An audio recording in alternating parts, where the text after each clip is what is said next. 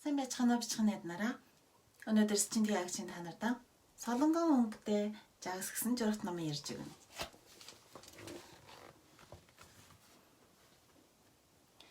Гүүн чингэр далайд нэг солонгон өнгөтэй жагс амьдардаг байжээ. Харин энэ өргөн гүн далайд энэ жагс шиг ногоон хөх өнгөн илгарсан хайрсан дээр нь гэлтгансан мөнгөн өнгөтэй жагс өөр байхгүй байлаа.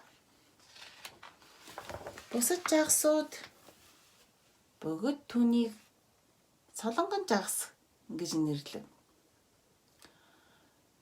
Солонгон жагсаа ир хамт тоглоё гэхэд солонгон жагс ерөөс тоодоггүй, хариуч дуурдаггүй, мөнгөн гэлгар хайрсан гэлтгануулаад нааш чааш умдах байлаа.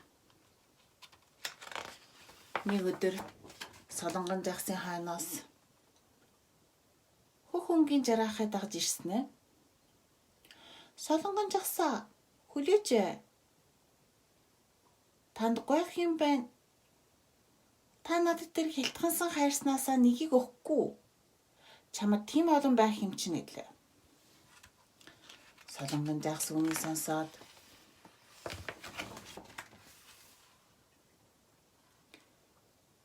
миний нууж ховор хайрсыг авъя гэж хэлсэн үү? Чи ямар их санаатай юм? Цаашаа холхон бай гэж их л өндөр туухаар уурлав. Хөх жараахаа сочиж авснаа чааш зээлж яв.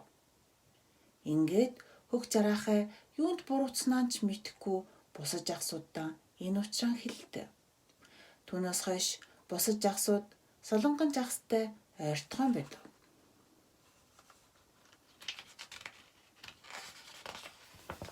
Ингээд солонгон жагс өөрөө хичнээн гоё хилтгансан хайрстай байлаа ч гэсэн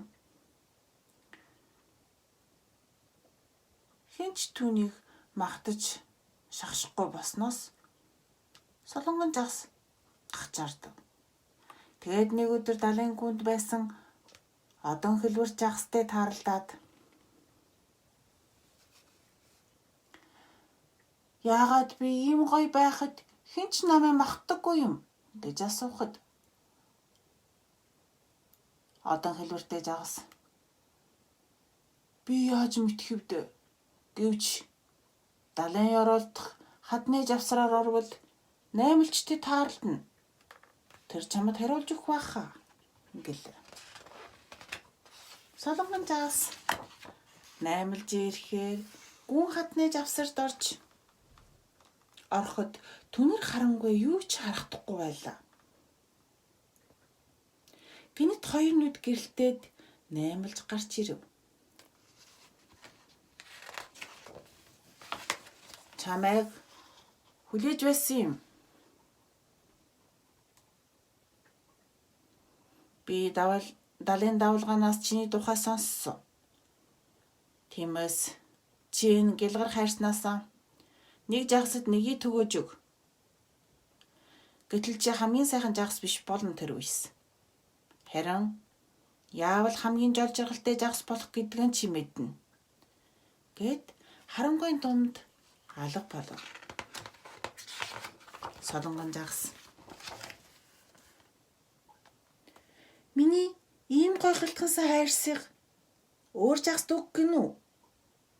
Ийм гоё хайрсыг би өөр жагсд өгчхөд би яаж жаргалтай болж чадах юм гэж бодож суулаа. Энэ үес хин нэг нь сэлүүрээр ширгөөх шиг босонд нөгөө хөх жараахаа хажууд нь ирээд байлаа. Солонгон жагсаа буурл. Та гэлтгансан хайрснаасаа хамгийн жижигээс нь надад нэг бэлгэлч болох уу гэлээ. Үүн солонгон жагс хамгаас жижиг нэг хайрсаа аваад нэгний өгөн шүү гэжээ.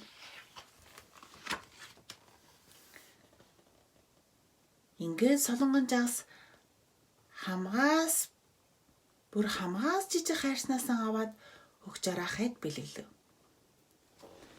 Хугчараахаа их л баярлаад баярлсан шүү. Нэрэн баярлсан шүү гэд нөгөө хайрсан өөрийнхөө хөх хайрсан дунд хавчуулаад нааш чааш умбан ёв.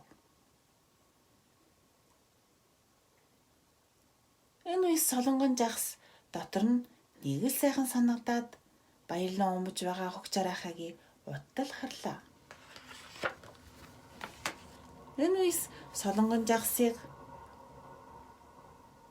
олон жагсууд хүрээлээд бүгд гэлтгансан хайртанд дурлж байв. Ингээд солонгон жагс нэг нэгээр гялгар хайрсан бүгдийг төгөөж өгөхөд дотор нь их л баяртай байлаа. Тэгээд далайн гүнд энэ тэнд гэлтгэнэх өөрийнх нь гялгар хайрсыг харснаас бүрч их жаргалтай санагдав. Солонгон жагс өөрийнхөө хамгийн нандин ховор жилэн бүгдийг бус жагс өгөөд өөрөө нэг л гэлтгансан хайрстай үлдэв. Тэглээч гисэн ерөөс байж өнгөрөөгүй жол жаргалтай санагдав.